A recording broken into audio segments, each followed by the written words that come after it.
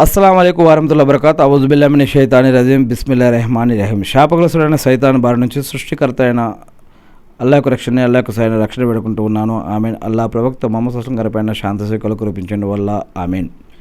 సమాధి 5 సార్లు పిలిచి ఇలా అంటుంది అంటూ ఒక వ్యక్తి తనకు అనిపించిన దాన్ని ఇక్కడ రాసి ఉన్నాడు. అదేమిటి అంటే, సమాధి అంటుందంట, నేను ఐక్యతకు నిలయాన్ని, కాబట్టి ఖురాన్ పఠనాన్ని మీ యొక్క సహచరుడుగా చేసుకోండి. నేను చీకటి ఇల్లుని అని, కాబట్టి రాత్రిపూట ప్రార్థనతో నాకు జ్ఞానోదయం కలిగించు.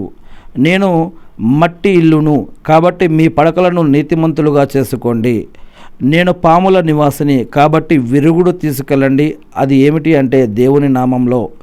నేను ముంకిర్ మరియు నకీర్ల ఇల్లును, కాబట్టి విశ్వాసం యొక్క 2 సాక్ష్యాలు తరచుగా చెబుతాయి అంటూ ఇక్కడ ఒక ఇమేజ్ని మనం చూస్తూ ఉన్నాం. ఇది ఎవరు రాశారో ఎవరు చేశారో కానీ అల్హమ్దులిల్లా ఇక్కడ మనం సమాధి మనల్ని పిలుస్తుందా లేదా, మాట్లాడుతుందా లేదా తర్వాత విషయం.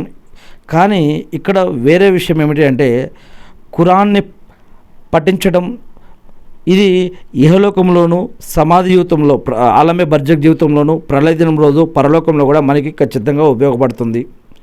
ఇక రెండో విషయం, రాత్రిపూట ప్రార్థన చేయటం, రాత్రిపూట నమాజ్ చేయటం, రాత్రిపూట ఖురాన్ పఠించడం ఇది ప్రవక్త ముహమ్మద్ సల్లల్లాహు అలైహి వసల్లం గారి యొక్క సున్నత్. మరియు మన యొక్క మెంటల్ స్టెబిలిటీకి, మన యొక్క మనస్సు కంట్రోల్కి ఇది ఎంతగానో ఉపయోగపడుతుందని ఖురాన్లో కూడా చెప్పడం జరిగింది.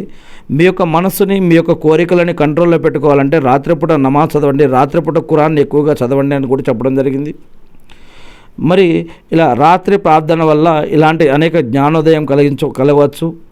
ఇక మనం ఎటుతిరిగి మూడవది మట్టి ఇల్లు అంటే, మనం ఎటుతిరిగి చివరికి మనందరం కూడా మట్టిలో కలవాల్సిన వారమే. కాబట్టి మనం నిప్పుగా అయిపోయినా, నీటిలో కలిసిపోయినా, జంతువులు తినేసినా, కాల్ చేసినా, పొడి చేసినా, ఎటు తిరిగి ఎప్పటికైనా ఎక్కడైనా మరి మట్టిలో కలిసిపోవాల్సిన వారమే. కాబట్టి మనం బ్రతికినన్ని రోజులు నీతిమంతులుగా బ్రతకాలి. చెడు నుంచి, హరాం నుంచి, అబద్ధాల నుంచి, మోసాలు, నేరాలు, ఘోరాలు, క్రైమ్స్ ఇటువంటి వాటి నుంచి దూరంగా ఉంటూ మనం నీతిమంతులుగా జీవించి నీతిమంతులుగానే నిదట్లోకి వెళ్ళాలి. మన పడకలను నిజాయితీగా చేసుకోవాలని.